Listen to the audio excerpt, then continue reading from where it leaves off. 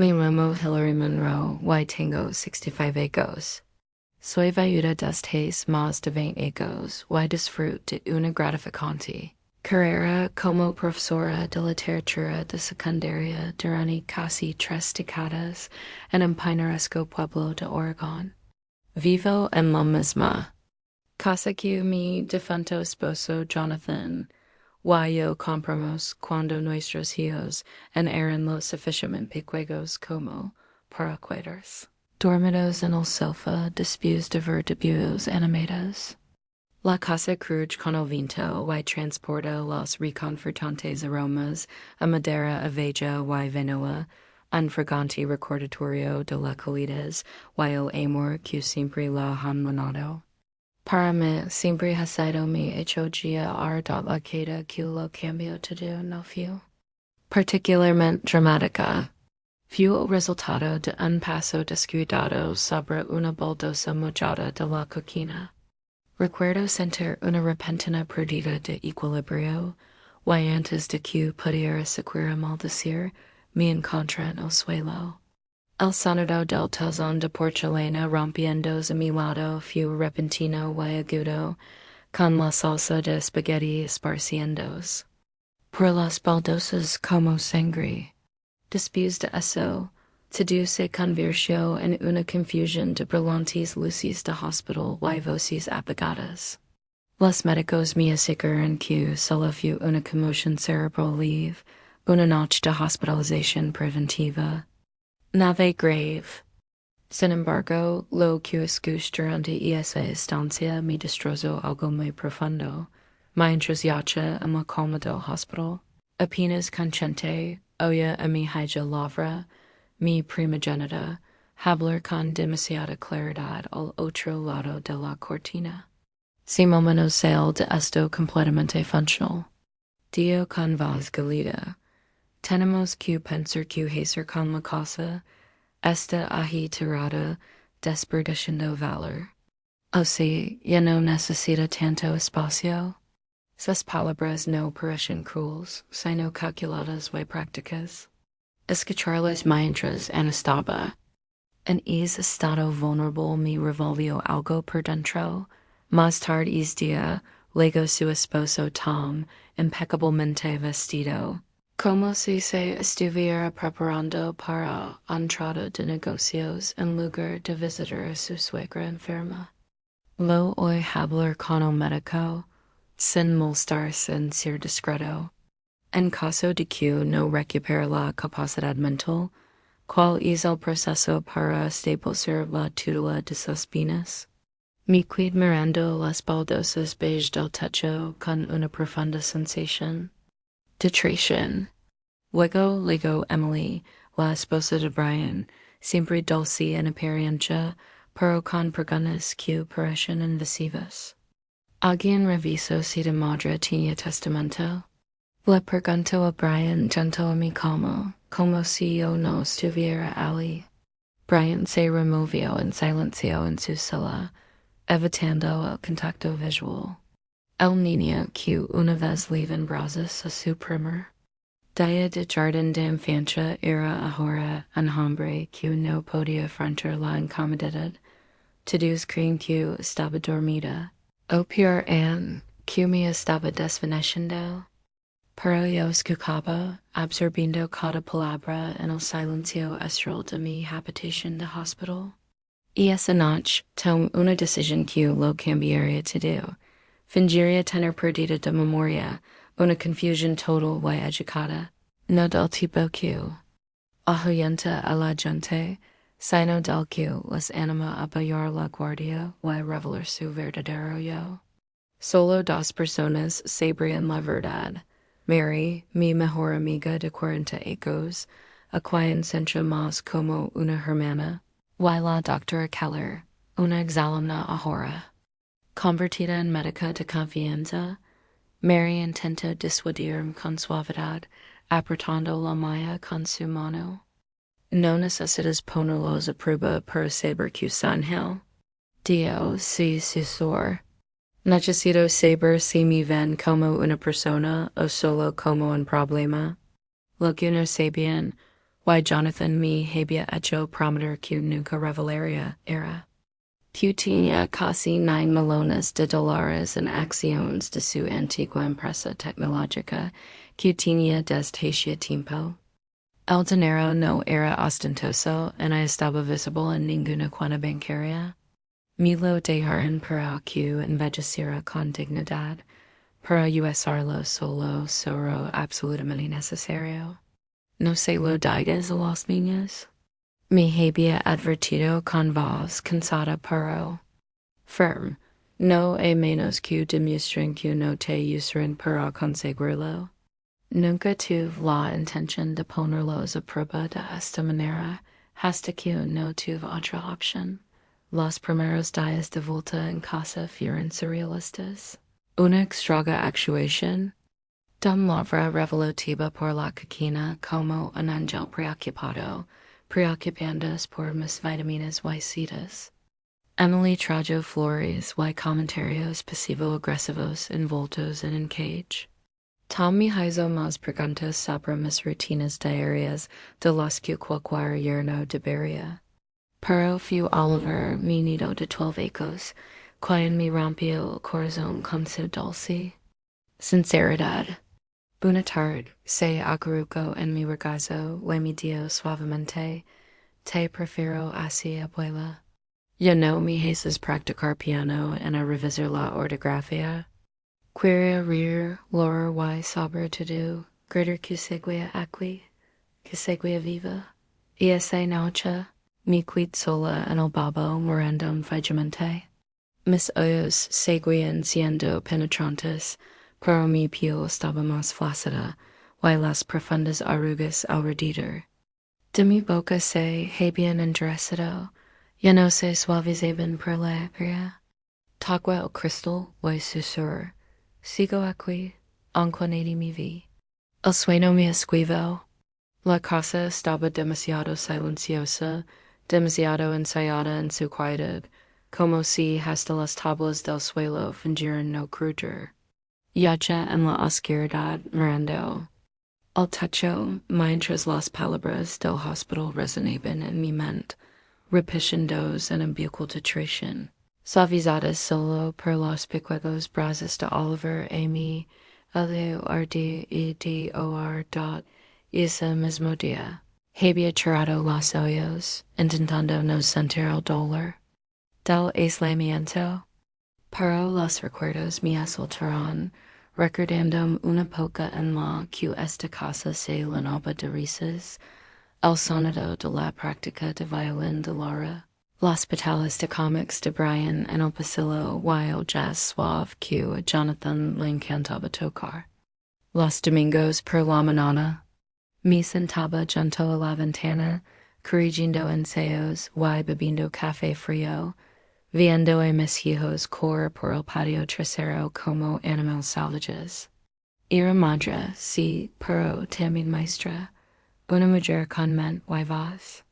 Insane. Literatura en el Instituto Local durante 28 años, compartiendo las obras de Shakespeare, Baldwin y Steinbeck. Rechaché puestos administrativos más de una vez, subdirectora, incluso directora de currículo, porque me gustaba demasiado a la. Aprovechaba ver los mentes jovens lucrar con la verdad y la metáfora, dándome a la un poco más curiosa. Que cuando llegaron, a veces me preguntó si me entregué demasiado a mis alumnos y no lo suficiente a mi propia familia. Jonathan entendía esto de mí, siempre lo hizo. Era un ingeniero de software discreto y brillante, con un sentido del humor.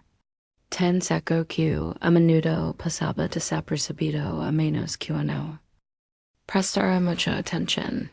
Falleció a los 50 años por cáncer de páncreas, es ladrón insidioso que se lo llevó tan repentinamente. Un día estaba corriendo por el barrio y el siguiente apenas podía levantar una taza. Para cuando lo detectamos, ya estaba destrozando por dentro. Le quedaban 6 meses de vida. No lore en su funeral, no porque no estuviera destrozada, sino porque estaba demasiado ocupada manteniendo unidos a todos los demás. Lavra tenía 17 ecos entonces, ya. Se estaba convirtiendo en la mujer que es ahora, aguda, capaz, hermosa, pero con una frialdad que no sabía cómo disipar. Sufría la pérdida entregándose a la ambición, solicitudes para la Ivy League, networking, en escuelas de negocios. A los 20, me sentí orgullosa y aterrorizada al verla construir un mundo que no tenía cabida para la débil idea de la primera ruptura. Real entre nosotros ocurrió hace 10 años cuando Laura quiso que invirtiera en una propiedad que estaba comprando con amigos en Portland. Lo llamó una oportunidad transformadora, pero después de leer el prospecto, que era superficial y estaba lleno de palabras de moda, le dije que no. Le expliqué mi razonamiento con calma y claridad, sin juzgarla. No confías en mí, me acusó. Confío en ti, le respondí, pero no en estrado. Después de eso, nunca más me pidió dinero, y desde ese día algo cambió en su mirada. Empezó a hablarme como si yo fuera un obstáculo en lugar de un padre. Luego estaba Brian, mi hijo sensible, al que escribía pilla en la secundaria, y lloraba cuando murió el perro del vecino. En algún momento su ternura se refugió en sí mismo. Tras la muerte de Jonathan, se desmoronó. Abandonó la universidad, cambió de trabajo y finalmente cayó en la adicción. Recuerdo llevarlo a rehabilitación delgado, con la mandíbula apretada y en silencio denso entre nosotros. ¿Crees que esto me curará? Espero, negando a mirarme los ojos. Creo que esto te dará una oportunidad, respondí. Estuvo desintoxicado en tiempo, luego recayó, luego volvió a la normalidad, pero algo en él nunca regresó del todo. Su resentimiento creció, resentimiento hacia las reglas, las expectativas y, finalmente, hacia mí. Solo quieres un hijo del que puedes presumir. Me dio un día de acción de gracias cuando me negué dar el dinero. Quiero un hijo que quiera estar bien, susurró conteniendo las lágrimas. No sabía a quién culpaba más, a mí por presionarlo. O sí mismo por tropezar, Emily legó en nuestras vidas unos ecos después. Era dulce, de modos refinados y una gracia que se convirtió en arma. Mi llamaba mamá, casi de inmediato, abrazando a menudo, siempre con carico, pero algo en su expresión parecía calculada. Quería curarla. Lo intentaba para sus. Porque nos parecían más una búsqueda insidiosa que una curiosidad genuina. ¿De qué tamago es esta casa? Jonathan dijo mucho. Debiste tener una pensión estupenda, ¿verdad? En aquel momento, lo atribuía una curiosidad inocente, pero ahora veo que se trataba de información, posicionamiento, estrategia. La pobre Mary fue la única persona que me apoyó sin esperar nada a cambio. Me trajo la compra cuando tuve gripe. Me sostuvo la mano durante el último aliento de Jonathan, y cuidó de Oliver mientras yo dormía la siesta entre tratamientos de quimioterapia durante mi propio susto por el cáncer. Es una buena mujer, y ahora Laura la culpa de todo. Tú eres la razón por la que mi madre desconfía de sus propios hijos. Le susurró una vez a Mary, creyendo que no la oía. María simplemente sonrió, como solo una mujer que ha enarrado su orgullo por la paz puede hacerlo. Más tarde esa semana, Brian murmuró al pasar junto a mí en el pasillo. Siempre estás estorbando, ¿sabes? No respondí. Solo lo miré. Y ve en niña en perdida en el cuerpo de un hombre. Él no podía sostener mi mirada. Emily, siempre la actriz, me trajo ti más tarde y se sentó a mi lado. Solo nos preocupa tu futuro, mamá, dijo en voz baja. Queremos asegurarnos de que todo esté en orden. ¿Qué quieres decir? Pregunt, fingiendo confusion. Bueno, sonrió, testamentos y cosas así. No se trata de dinero. Por supuesto, se trata solo de paz mental, la mía o la tuya. Quais preguntaron, pero guard silencio, porque estaba aprendiendo que el silencio revela más que las preguntas. Y esa noche, encontré la última carta de Jonathan guardada en una caída debajo de mi cama, enterrada bajo bufandas viejas y programas de la iglesia. El sabra estaba desgastado, pero la tinta seguía fresca. Su letra, firm, no digas que el dolor te endurezca. Escribeo, no digas que te enfríe, amalos anquadola.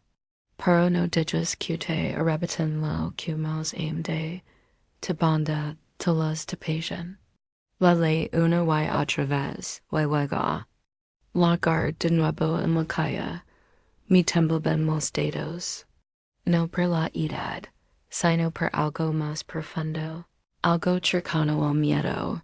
A la mañana siguiente de releer la carta de Jonathan, el aire se centra más áspero, como si algo invisible se hubiera movido. Prepare mi té endulzado con una sola cucharada de miel, y me senté junto a la ventana, fingiendo no darme cuenta de cómo Laura se movía por mi casa como si ya fuera suya. Había traído pasteles que no le había pedido y sugerencias que no había invitado. Tenemos que limpiar un poco este desorden, mamá. Dio con tono falsamente alegre que usé cuando intenta ser servicial, demasiadas casitas tiradas por allí. Es peligroso sobre todo para alguien en tu estado. Sonre levemente, parpadeando lentamente, en tu estado. Repetí, y ella ni siquiera levantó la vista de la pila de libros que estaba reordenando. Ya sabes a qué me refiero, no te preocupes. Lo tengo controlado. Los libros no eran en desorden. Eran míos, algunos en con las notas de Jonathan en los margins, de cuando se quedó despierto hasta tarde leyendo a mi lado. Es día. Empecé a colocar pequeñas grabadoras digitales debajo de los tapetes de la mesa de la cocina y detrás de la barra de la cortina del salón. Las conservaba de mi época de maestra, usándolas cuando los alumnos intentaban cuestionar las calificaciones o mis padres me acusaban de favoritismo. Sabía cómo obtener pruebas discretas. Simplemente nunca imaginé que las necesitaría en mi propia casa, de mi propia familia. Oliver vino después de la escuela, todavía con sus zapatillas rojas y sus vaqueros manchados de hierba. Tiró la mochila al sofá y se subió a la silla frente a mí, balanceando las piernas. Había heredado la mirada de su padre, la misma mirada que tenía Brian cuando sonreía como si creyera en algo. Sacó un cómic de su bolso, pero dudó. Con la sinceridad cautivadora que solo los niños posen, dijo, Mamá dice que ya no sabes qué está pasando. Aquí una silla, manteniendo la voz tranquila. Ah, sí. ¿Qué te dio exactamente? Bajo la mirada, dando patadas al aire. Dijo que no te preocuparas si decías cosas raras, que ya no entiendes nada. Puse mi mano sobre la suya y la abrí suavemente, y si te prometo que nunca olvidaré tu nombre. Abrió los ojos de par en par. Aunque te hagas muy viejo, sobre todo entonces. We seguiré, we sonrío. Emily Wago poco dispuse, toda perfume, y suitors pastel. Mi recibió con su habitual dulzura melosa, y luego empezó a pasos de habitación en habitación, abriendo cajones que no tenía por qué tocar. Pense que podría ayudar a organizar algunas cosas. Dio, deteniendo cerca del piano de cola, que no se había tocado bien en ecos des Jonathan. Dos días después, un hombre con un polo azul marino llegó a media mañana. Tasador de antigüedades. Explicó Emily sin mirarme. Solo tenemos curiosidad por saber cuánto podría valer, ya sabes, pero aseguro. La deja hablar. Incluso le prepara café mientras jugaba en las teclas de marfil y garabatiba en un bloc de notas. Mi pregunta si se daría cuenta de que la mujer que estaba de pie a su lado, en silencio, podía tocar Beethoven de memoria. Más tarde esa noche, escuché las grabaciones y el corazón me dio un vuelco al oír la voz aguda de Laura que interrumpía la estática. Si no me ira, tenemos que actuar. Dio, hebel con Tom. Una vez que determinamos el deterioro cognitivo, podemos iniciar el proceso de tutela. Brian respondió con un gruñido, no lo necesitará. Para eso está el centro. Y siendo sinceros, ahora apenas lo USA. Les estaríamos haciendo en favor a todos.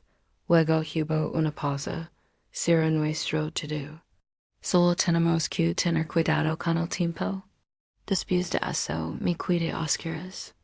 Las lágrimas parecen mucho que ya no podía permitirme, pero la extraña mezcla de dolor y rabia se instaló en lo más profundo de mí. En el armario, sac mi costurero. El que Laura me había dicho que tirara ecos hechos, alegando que solo ocupaba espacio. Me senté a la mesa de la cocina bajo las amarilla, sacando un cuadrado de lino con manos lentas y expertas. Bord el nombre de Oliver con hilo azul oscuro, picueco pero resistente, un regalo de cumpleaños. Algo real que pudiera tocar y sostener, incluso cuando el mundo parece estar lleno de pretensión y está al día siguiente. Tom pasó sin avisar. Con la corbata perfectamente anudada y el maletín impeccable. Solo unos formularios, mamá, dio con un tono enseado. Cosas comunes, poder notarial permanente, apoderado médico. Por aquí estamos cubiertos. Mi quid mirando los papeles. Mientras la jerga legal se confundía. No entiendo, dijo en voz baja, manteniendo un tono sombrío. Sonrió para tranquilizarme. Y solo para mantener las cosas en orden. No quieres que nadie se aproveche de ti, ¿verdad? Me dieron ganas de reír. Y esa noche, me senté en mi habitación y miré la fotografía de Jonathan y yo el día de nuestra boda. Se había desvanecido con el tiempo. Nuestros rostros se habían suavizado. Pero recordaba cómo temblaba su mano al tocar la mía, cómo me había susurrado, envejeceremos juntos o separados, pero con amor. Tocó el margo suavemente. ¿Estoy haciendo lo correcto, John? No hubo respuesta, por supuesto. Solo silencio y el peso de todo que me había dado a mi cargo de la casa, ya no me parecía mía. Las paredes seguían pintadas del suave verde. Salvia que había elegido tras la muerte de Jonathan, y los suelos de madera conservaban los crujidos familiares, pero el aire había cambiado. Se sentía más pesado, más denso, como si supiera algo que no estaba preparada para admitir. Habían programado una charla familiar para el sábado por la noche. Como la Laura, su tono era cortante y directivo, como si estuviera organizando Una reunión trimestral en lugar de planear mi siguiente capítulo de la vida sin consultarme. Luego con su portno. Tom trajo una carpeta, y Emily llegó temprano con vino y un póster comprado, con su alegre actitud frisada. Brian llegó tarde como siempre, con el pelo despeinado y las mangas arrugadas. Me miró como si quisiera decir algo, pero cambio de opinión en dot. Se reunieron alrededor de la mesa del comedor como una junta directiva evaluando un empleado con bajo rendimiento. Ocupe mi lugar habitual en la cabecera con las manos cruzadas sobre el regazo, la mirada baja. Y una expresión suave e imprecisa. Hillary, empezó Tom, correspondiendo, siempre el portavoz designado cuando Laura quería parecer menos fría. Hemos estado pensando mucho en lo que es mejor para la comodidad y seguridad. Es hora de que consideremos opciones de cuidados a largo plazo. Lavra intervino, un centro de atención a la memoria. El que visitemos en Beaverton tiene una excelente reputación, muy limpio, muy moderno, personal, disponible las 24 horas. La secretaria presiona todos. Presiona a quien quiera preguntarlo, pero en lugar de eso, parpadea. Latiendo la cabeza como si no comprendiera. Brian se inclinó hacia adelante. Si esperamos demasiado, mamá, la casa podría depreciarse. El mercado está cambiando. Podríamos adelantarnos y usar lo recaudado para financiar tu atención. Su voz se fue apagando, evitando el contacto visual. Y no que se refería a mí como ella. Como si yo en la siquiera estuviera presente. Emily puso su mano sobre la mía con suavidad. Esta casa es demasiado grande para una sola persona. Demasiadas escaleras, demasiadas posibilidades de volver a caer. Solo estamos preocupados. Dio, con una sonrisa que delataba el brillo calculador de sus ojos. Me gusta mi habitación, dio Oliver en voz baja desde un rincón, donde había estado coloreando un cuaderno casi ignorado. No quiero ir a un centro de rehabilitación. Lavra río entre dientes. No te vas a ningún lado, curico. Estamos hablando de la abuela. Luego se volvió hacia me y Cadio. Nadie vive para siempre, mamá, y menos en este estado. Me quedé mirando la veta de la mesa de madera, recreándola con la mirada, intentando no estremecerme. Pensar en que estaba sumida en la confusión, pero hoy cada palabra, cada inflexión, cada insulto apenas disimulado, disfrazado de preocupación anda, la conversación gira hacia la logística, cómo vender la casa discretamente, cómo transferir cuentas, cómo avisar a los vecinos sin alarmarlos. Hablaban como si ya hubiera desaparecido, como si me hubiera convertido en nada más que papeleo y propiedad. Lo escuché en silencio. Más tarde esa noche, mientras la casa volvía a estar en silencio, sacó regalito en el que había estado trabajando en secreto. El cumpleaños de Oliver era en 2 semanas, pero no estaba segura de si seguiría aquí para un entonces. Terminé de envolver la caída de madera que yo misma había pintado. Dentro, puse el pañuelo bordado con su nombre en azul, y una brujola plateada que Jonathan guardaba en su escritorio. Para que siempre sepas don esta tu casa. Pensaba decírselo, pero sabía que era muy probable que tuviera que te lloró el mensaje en una nota. Medio regalo debajo de una tabla suelta del suelo del dormitorio trasero, su escondite favorito. Me hice una promesa silenciosa a mí misma. Si me levaban antes de su cumpleaños, encontraría una manera de entregárselo, incluso si eso significaba Fingí que olvidaba mi nombre mientras lo hacía. A la mañana siguiente me vino, siempre al tanto de cuando algo iba mal. Sin que yo dijera nada, trajo magdalenas de manzana y su habitual serenidad. Se conocieron, dije, sentada a la mesa de la cocina mientras ella servía café. Lo sé, respondió con la voz tensa, como nunca antes la había oído. Lavar mi lomo anoche, quería ponerme al día como si fuera parte de una cadena de gestión de proyectos. Vio la vista hacia la servileta que apretaba entre los dedos. Dio que debería preparar emocionalmente, acadio Mary, con la voz tensa como si yo fuera un cachorro al que hubieran enviado lejos. Nos sentimos en silencio un momento. Y entonces Mary extendió la mano por encima de la mesa y me agarró. La mía, no te mereces esto, Hel. Levanté la vista y susurré, ¿cómo me equivoqué tanto? No te equivoques, respondió. Preferían la comodidad a la reputación, no esta culpa. Se me hizo un nudo en la garganta, pero lo trag. No había espacio para la ternura, todavía no. Más tarde este día, vaya Emily arrodillada en el pasillo con Oliver. No me vieron de pie junto a la escalera. Su voz era dulce como azúcar derretido.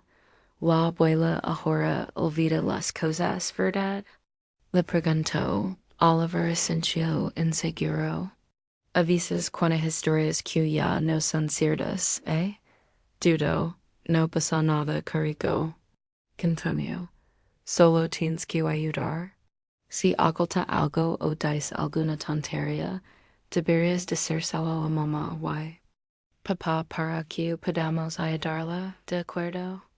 Volvió a asentir en voz baja, y se me encogió el corazón. Ella lo estaba convirtiendo en un espía, innocente, sin saberlo, envenenando su confianza en mí. Era tan sutil, tan educado, y tan deliberado. Y esa noche me senté sola en la sala. La casa parecía un escenario justo después de caer al telón. Todos los actores se habían ido a casa, pero sus voces persistían en la penumbra. Tomana de los viejos libros de Jonathan, joyas de hierba. Había escrito en la contraportada, para H en todas las estaciones, encuentra tu fuego cuando liga la escarcha. La escarcha había legado, pero podía sentir el fuego agitándose. En lo profundo de mi pecho, lento pero implacable. No sabía cuánto tiempo me quedaba antes de que intentaran lavárselo todo. Pero de una cosa estaba segura. No lo verían venir. Todo empezó con el timbre. No esperaba a nadie y esa mañana. Mary ya había pasado el día anterior con su habitual presencia tranquila y su pan de canela caliente. Ya habían dejado el correo. Abrí la puerta lentamente. Las viejas básicas trajeron una advertencia que nadie más pareció oír. En el porche había un hombre con vaqueros y una cazadora, sosteniendo un portapapos y sonriendo de oreja a oreja. Buenos días, señora. Dio, retrocediendo como si yo fuera un cristal frágil a punto de romperse. Con el ruido. Solo estoy inspeccionando el vecindario para una auditoría de seguridad. ¿Le importa si le hago algunas preguntas? Lo miró fijamente en silencio. Se movió mirando más a la de mí, hacia el recibidor. ¿Vive alguna persona mayor en la residencia? ¿Alguien con problemas cognitivos? Parpadí dos veces, lento y deliberadamente. ¿Es este el dueño? No dije nada. Asintió como si nada, chasqueó el bolígrafo y bajó las escaleras sin siquiera entrar. Pero la inquietud persistió mucho después de que sus pasos se desvanecieron.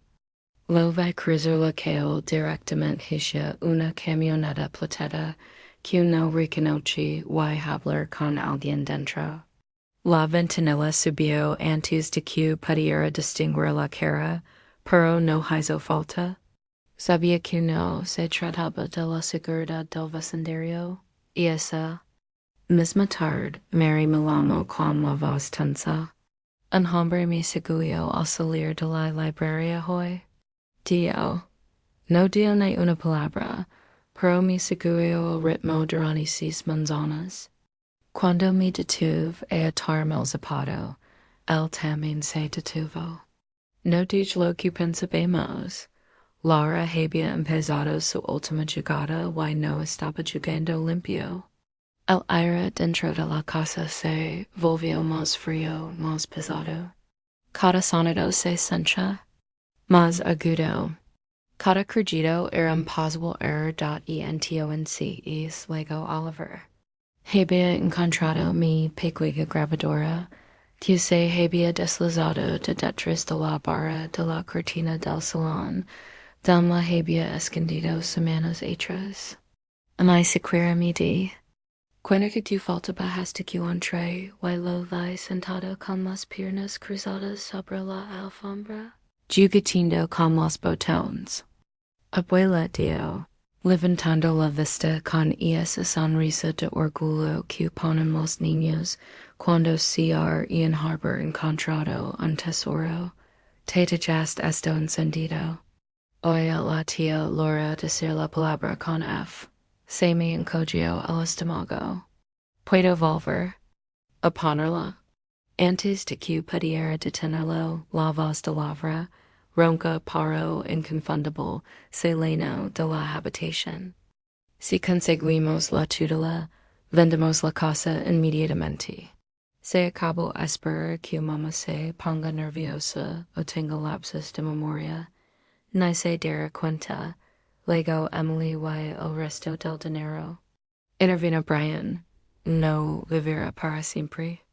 Mi abuelante sobre la grabadora, le dio el botón de parada y se la arribé de la mano. Parecía confundido, luego preocupado. ¿Estoy en problemas? Preguntó en voz baja. Estaba a punto de tranquilizarlo cuando oí la voz de Emily desde el pasillo, detrás de nosotros. ¿Qué es eso, Ollie? Preguntó entrando en la habitación con una cesta de ropa sucia, demasiado rápido para alguien que solo hacía tareas domésticas. Sus ojos se clavaron en la grabadora que yo tenía en la mano. Era de la abuela, dio Oliver. Tenía la voz de la tía Laura. Emily dejó la cesta. Hoy, yo dio, extendiendo la mano. Fingí no entender, apretando la grabadora. Con más fuerza y parpadeando como si ya estuviera en otro lugar. Su sonrisa no legó sus ojos. Y esa noche acorraló a Oliver en el pasillo, pensando que dormía, pero la puerta de mi habitación estaba entreabierta. Su voz era baja, dulce como el azúcar derretido, pero un poco cortante. ¿Por qué jugabas? ¿Con cosas que no te pertenecen? Preguntó. No lo sabía, susurró Oliver. Estaba en el suelo. No se supone que le digas a la gente lo que oyes, Curico. Eso no es de buena educación. ¿Era en secreto? Preguntó. ¿Eran cosas de adultos? No quieres meter a nadie en problemas, ¿verdad? Entonces llegó el momento que no olvidaría. ¿Quieres que la abuela se vaya para siempre? Le preguntó. Él guardó silencio. Ella bajó en más la voz. Si sigues así, mamá y papá deberán de confiar en ti. Oye un sonido suave y distintivo. Una bofetada no fuerte, pero lo suficientemente fuerte como para doler. Luego su vocesada, ¿quieres que desaparezca? Siguió el silencio, luego el repiqueteo de los zapatos de Emily por el pasillo, y una puerta cerrándose. A la mañana siguiente, Tom llegó sin avisar. Con una carpeta de cuero marin, y esa expresión de preocupación ensayada que usaba cuando fingió ser útil. He estado hablando con el Dr. Keller, Dio, sentado frente a mí en el solario. Dado la preocupación constante por su memoria, hemos estado trabajando en el papeleo para una declaración de incapacidad permanente. Y solo una formalidad, en realidad, para asegurarnos de que nadie se aproveche de usted. Asentí lentamente, observando la luz que se reflejaba en el suelo de madera. Hasta listo para firmar. Solo estamos esperando su evaluación de atención primaria. Sabía que Keller no había firmado nada. Me lo había prometido. Pero también entendía que la prisión podía acabar con incluso las mejores intenciones. Después de que Tom se fuera, saqué mi diario de la estantería y hojeé las páginas, buscando algo que pudiera incriminarme. Una lista de nombres, notas sobre donde había colocado las grabadoras, citas repetidas de las conversaciones de mis hijos. Suficiente para suscitar preguntas. Más tarde encontré el diario en la encimera de la cocina, con la letra de Laura garbatida en el margen. Inestable, paranoia, obsesiva, peligrosa para sí mismo. No me lo estaba preguntando. Sostuve la página un buen rato, luego la arranqué. Las estrellas y las tire por el inodoro una a la mañana siguiente. Mary pasó por allí, agarrando el volante con ambas manos más tiempo del necesario antes de entrar. Tenía la boca apretada y los ojos enrojecidos. ¿Saben que te he estado ayudando, Dio? Sé que van a intentar dejarme fuera. Ya lo han hecho. Respondí, poniendo una mano temblorosa sobre la suya. Si no acabas con esto pronto. Susurró, se te adlenran. ¿No puedes esperar que te encierren y te envíen lejos? Asentí lentamente, pero el peso de sus palabras me calaba más hondo de lo que había dejado entrever. Ya no había red de seguridad. Si tropezaba ahora, todo se derrumbaría más tarde mismo día. Recibí una llamada del banco. Señora Monroe, dio el hombre al teléfono. Queríamos confirmar una nueva solicitud de línea de crédito a su nombre por $30,000, autorizada por su hijo Brian. No hablo. Solo escuché las palabras que me inundaban como olas demasiado frías para gritar. Lo siento, dio el hombre, pero necesitamos su aprobación verbal. Colg, y esa noche me senté en el banco de la vieja iglesia de piedra 3 cuadras de mi casa. El santuario estaba vacío, iluminado solo por los tenues reflejos de las vidrieras y el suave zumbido de una vieja estufa. Junto las manos. No en señal de oración, sino algo parecido. No pedí fuerza. Pedí claridad. Bajo el eco de mi respiración y el crujido de las vigas de madera, yo haber vuelto a oír la voz de Jonathan, tranquila, firme y tan familiar que casi dolía. No digas que me arrebaten lo que más amaba de ti. El Dr. Keller no hizo preguntas cuando la entregué la nota. Simplemente la leyó, la dobló y la guardó en el bolsillo de su chaqueta. Y asenció. Con mi letra más pequeña y clara, había escrito, confirmar competencia mental en privado. No documentar en archivos compartidos. Confía solo en usted. Mismo, lo entendió al instante. Hubo un tiempo en que se sentaba en mi clase de literatura, escribiendo pilla que temblaba de sinceridad. Ahora, como un médico que blandía la cautela como un bisturí, reconocí a ese mismo niño en sus ojos, cuando me miraba con silenciosa L-E-A-L-T-A-D. Mi organizo una evaluación cognitiva disfrazada de visita social. Trajo en portapapeles, por supuesto. Y hablo con suavidad, manteniendo un tono uniforme mientras mi pedía que cantara hacia atrás. Recordara una secuencia y describira un cuadro que señalaba en la pared. Abro como siempre, porque no estaba falando, todavía no. Mi hizo en leave gesto con la cabeza antes de earth. No necesitaba un informe impreso. Solo necesitaba la verdad, confirmada discretamente, y en buen aliado con credentials.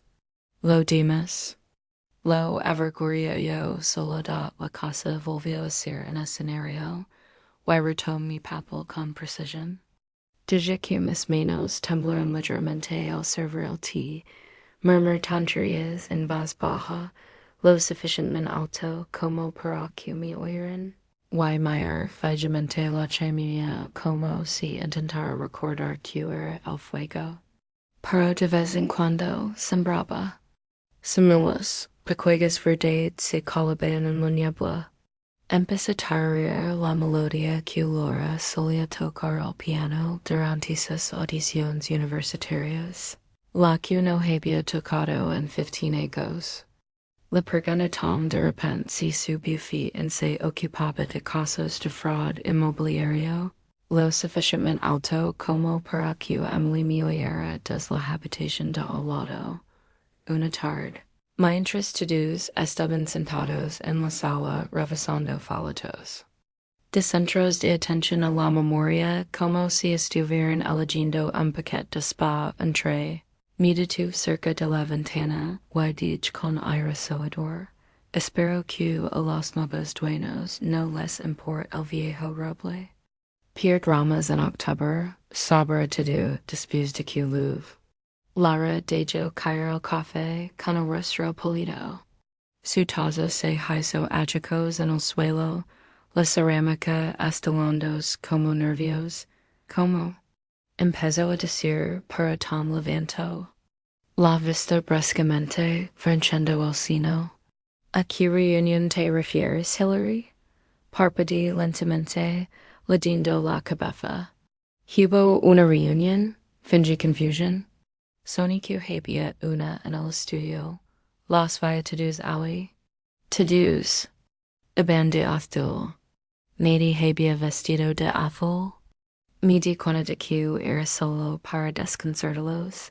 Tom se quedó de pie, pasándos. Si esta fanfarroniendo, estamos en problemas. Si no, no terminó la frase. Emily, siempre pacificadora, intentó sonreír. Y solo su mente llegando. Meses pasadas, viejos recuerdos se mezclan con sueños. Pero estaba sudando, y lo no. Oliver también, que se había acercado sigilosamente a la puerta, y observaba con ojos abiertos y desconfiados. Y esa noche, hoy, un extrago súbito provenía del patio trasero. Siguiendo el sonido, levanté la tapa de los cubos de basura, y encontré el pañuelo que le había hecho Oliver, cuidadosamente bordado, chamuscado por los bordes y enjimando levemente. No lo tocó. Simplemente cerré la tapa, volví adentro. Y escribí dos nuevas entradas en mi libreta privada. Emily, sin piedad, Oliver de Prodigar. Entonces fue a la calle fuerte, saca el testamento que había escrito ecos atrás, equilibrado, bondadoso, confiado, y lo partí por la mitad y luego otra vez. El sonido al romperse no fue satisfactorio. Dolió más de lo que pensé. Sería desprenderme de la versión de mí misma, que creía que mis hijos ganarían lo que yo había ahorrado. Abrí una página en blanco, y comencé a escribir de nuevo, dejando las líneas para los beneficiarios en blanco. Las rellenaría cuando alguien demostrara que merecía algo más que un lineage. Guardé el nuevo borrador en la calle fuerte, envuelto. En la misma tela que una vez contuvo el anhelo de bodas de Jonathan, y volví a colocar la lave debajo de la tabla suelta en la trastienda, y esa misma noche, mientras la casa se sumía en el silencio, labra l'amo a la puerta de mi habitación, sin suavidad ni carico, era el tipo de golpe que seguiría que intentaba controlarse. Mamá, Dio, entrando con más ojos entornados, que recuerdas. Levanté la vista de la Biblia que no estaba leyendo, y sonreí levemente. Te conozco. Pregant, diando que mi voz se suavizara ligeramente. Exhalo con fuerza enfadada. No te creo. Creo que lo estás fingiendo. Parpadeé lentamente, tirando el libro. ¿No sería terrible? Murmur. Si alguien no fuera tan indefenso como parece. Lavra solio hecha una furia, y yo esperé. En no estaba lista todavía no, para la presencia. El chasquido de algo inevitable, como una presa que crece antes de romperse. Era domingo, lo que de alguna manera lo empeoraba. Jonathan siempre insistía en que los domingos eran sagrados. No, en sentido religioso, sino como un hombre que trabajaba con meros y códigos, crea en un día tranquilo a la semana para descansar, estar con la familia y ser honesto. Solía hacer pancakes con demasiada mantequilla, poner vinilos de los 70 y leer el periódico en bata. Tarando como si el mundo fuera bueno y estable. Este domingo mi familia vino con guizos. Y tensión disfrazada de cortesía. Laura trajo esa ensalada de col rosada que a nadie le gustó. Tom lavaba un blazer como si acabara de salir del juzgado. Y Brian tenía una rigidez sospechosa en la mandíbula, ya fuera por culpa o por otra mala decisión. Emily legó última. Sin aliento y con los ojos brillantes, con una bandeja de burritos de limón y felicitations. La mesa ya estaba puesta cuando veo. Me moví un poco más despacio de lo habitual por lo esperpen. El papel tenía que ser interpretado hasta el final de mi cinturón a la cabecera. Como siempre, pero esta vez parece una ceremonia. Como si se estuvieran preparando para una bendición final, una que ya no tendrían que pedir. Pensamos que sería bueno cenar juntos antes de la transición. Dio Laura, sirviéndoos una copa de vino, sin ofrecerla a nadie más. Últimamente has tenido muchas cosas en la cabeza, mamá. Y todos hemos estado pensando que ya es hora. Tom asintió con los ojos entrecerrados con falsa preocupación. Hemos hecho los arreglos, unas instalaciones con la mejor atención. Tendrás tu propia habitación, actividades y personal las 24 horas. Se acabó a ostras las preocupaciones. Por cocinar las caídas y los olvidos decidos. Me serví una cucharada de puré de papas en el plato y no dije nada. Oliver se sentó frente a mí, más pequeño que de costumbre, con la mirada fija en las caras, como si intentara entender las reglas de un juego que nadie le había explicado. Brian cogió el pan con una voz demasiado despreocupada. Vendemos el Honda y usamos el dinero para dar la entrada del lugar.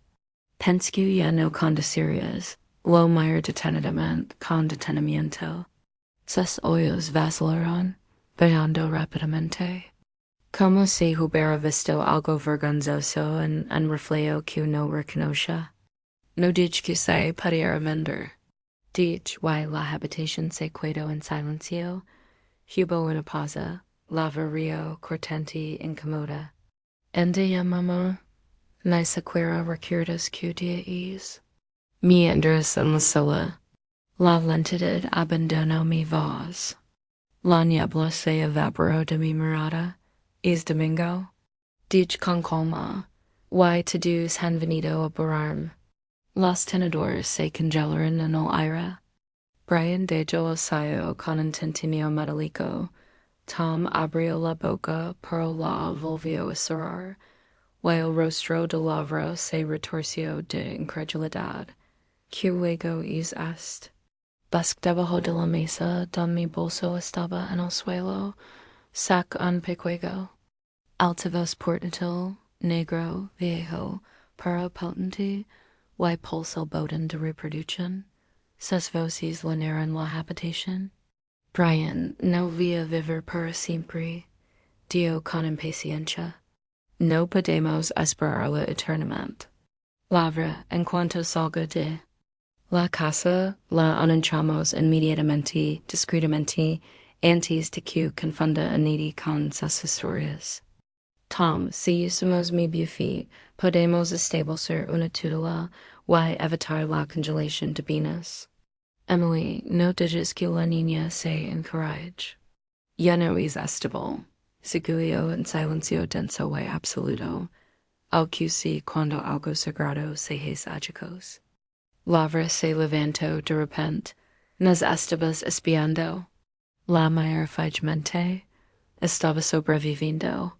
Tom intentó recomponerse. Esto no es lo que parece. El contexto importa. De que interrumpí. De los meses que país fingiendo olvidar mi nombre, o de los días que escuché mis propios hijos negociar el precio de mi dignidad. Emily dejó caer el tenedor con la voz tensa.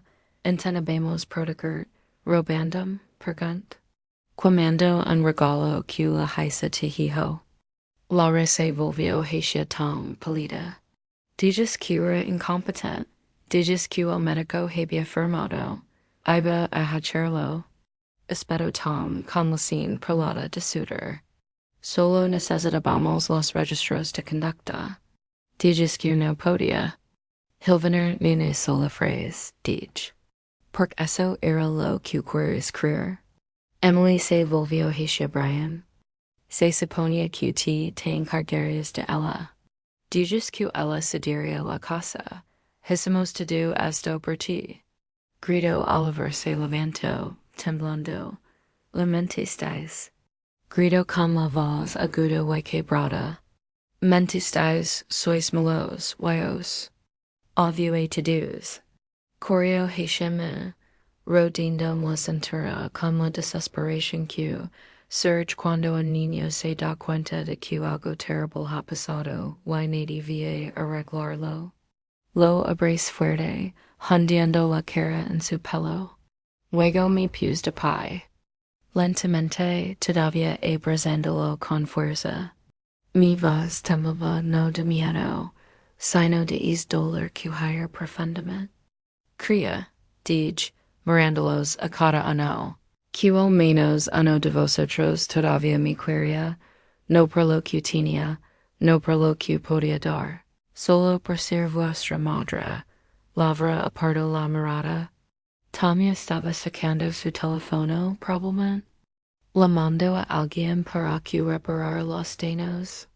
Brian desapareció en la noche sin decir palabra. Solo una sombra que se encogía bajo los faros. Emily no se despidió. Apartó a Oliver con más fuerza que cuidado, pero el chico se soltó y corrió a abrazarme por última vez. Todavía quiero la brújula, susurró contra mi sudor. Ya es tuya, la susur. Pasaron 2 semanas antes de que los cartas salieran. Una para cada uno, Laura, Brian e incluso Tom, aunque solo era familia por ley y por ilusión. Las escribí a mano con el papel que Jonathan me había regalado la Navidad antes de su fallecimiento. El papel era grueso color crema con nuestras iniciales grabadas en la esquina, HYJ. Sericada sabra, sin disculpas, pero lleno de algo mucho más denso, la verdad. Los dejé en blanco por fuera, sin nombres ni accusations. Solo una simple petición de esperar, Esperando menos los suficientemente valientes para abrirlos. Ninguno lo hizo. La pedí mi abogada, una mujer amable de morada cansada y una amabilidad eficiente que gestionara la transferencia de todo mi patrimonio a una fundación benéfica que renombre en honor a Jonathan. La Fundación JM para la Educación y la Dignidad en el Envejecimiento. Cada centavo de las antiguas acciones de mi esposo, cada cuenta, la casa, el terreno, el auto que habían vendido a mis espaldas, todo. No quería venganza, quería claridad. Quería reescribir la narrativa, no para mí, sino para los estudiantes, que no podían pagar la escuela, para los ancianos marginados en habitaciones cerradas y etiquetados como cargas por su propia sangre. Y por Oliver, mi único las intacta en el caos, estableci en fondo de becas en su nombre, la beca Oliver. Compass para niños curiosos con corazones firmes. Incluí una nota para él en el expediente de la fundación. Esto es para que siempre encuentres tu camino, incluso si cuando se radian pierden el sayo. Las consecuencias le darán poco a poco. Labra intento demandar por supuesto. Contrato una firma con suelos de mármol y una página web llena de sonrientes expertos en gerencias. Pero los documentos eran irrefutables. La cronología estaba documentada, las grabaciones innegables. Su caso fue desestimado antes de llegar a un juez. Su nombre ahora rondaría en las búsquedas de Google, vinculado a una solicitud de tutela fallida y rumores de explotación financiera. Brian, ya muy endeudado, se derrumbó bajo el peso de los préstamos impagos y los intereses crecientes. Mi lomo en par de veces. No contest, no por crueldad, sino porque sabía que no estaba listo para hablar como hijo, solo como alguien que sé. Ahoga, luchando por cualquier cosa que flotara. Emily lo dejó poco después, levando sus ahorros, el coche y su silencio. Oliver se quedó con sus abuelos maternos. L'invaluable tarjetas de compligos a través de una tercera persona, nunca con dinero, siempre con historias. El nombre de Tom surgió en una investigación discreta sobre ética legal. Una de mis grabaciones en la que asesoraba a Laura sobre cómo modificar mi diagnóstico, legó a manos de un periodista de forma anónima. No la envió. Lo hizo otra persona. Lo despidieron discretamente y su firma alegó una discrepancia de valores. Sin cargos, sin titulares, pero como típico monja que no se borra de un currículum. En cuanto a mí, impactó poco que me importaba y me fui. Mary condujo el yujo ella misma, negándose a dejar que nadie más lo hiciera. No fuimos muy lejos. Solo 2 horas costa arriba hasta un pueblo donde el aire salado suavizaba los recuerdos, y nadie sabía mi nombre. En el supermercado encontramos una casita blanca con persianas azules y margaritas silvestres que crecen como niños a lo largo de la cerca. El mar estaba un corto paseo, y podía oírlo por la noche cuando las ventanas estaban entreabiertas. Dormí profundamente por primera vez en hijos, ambos como voluntaria en la biblioteca y local. En una escuela local que ofrece programas para estudiantes de bajos recursos. Me llamaban señorita Hillary, y solo me pedían cuentos. Una vez, a la semana, impartía una pequeña clase de escritura. No era nada oficial. Solo celas plegables, miradas entusiastas y el aroma de libros viejos. Les dije que escribir no se trataba de presumir lo que sabes, sino de sobrevivir lo que sientes. Asintieron como si lo comprendieran. Una noche, Casi al final de una leche sabra el carácter y el silencio. Una joven levanta la mano y preguntó, ¿Cómo se perdona a alguien que no quiere ser perdonado? Mira por la ventana hacia la puesta de sol y dice en voz baja, no lo haces por ellos. Lo haces para poder seguir caminando. Después de eso, guardar en silencio. Creo que percibieron la verdad aunque no conocieran la historia.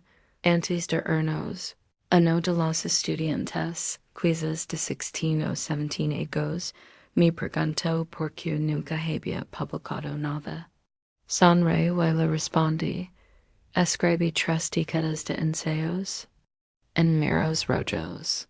Con eso me bastó. Esa noche, en casa, encendí una vela cerca de la foto de Jonathan. El marco de cristal brilló ámbar en la penumbra, y por un instante casi pude oír su voz de nuevo, desafinando, riendos de sus propios chistes malos. Me senté en mi escritorio y comencé a escribir. No un testamento ni una advertencia, sino un diario para Nady y para todos. La primera línea decía, el silencio no es estupidez, el perdón no es debilidad. La confianza, una vez rota, no regresa. Seguí escribiendo, incluso mientras las olas zumbaban tras las ventanas y el viento ya no traía mentiras.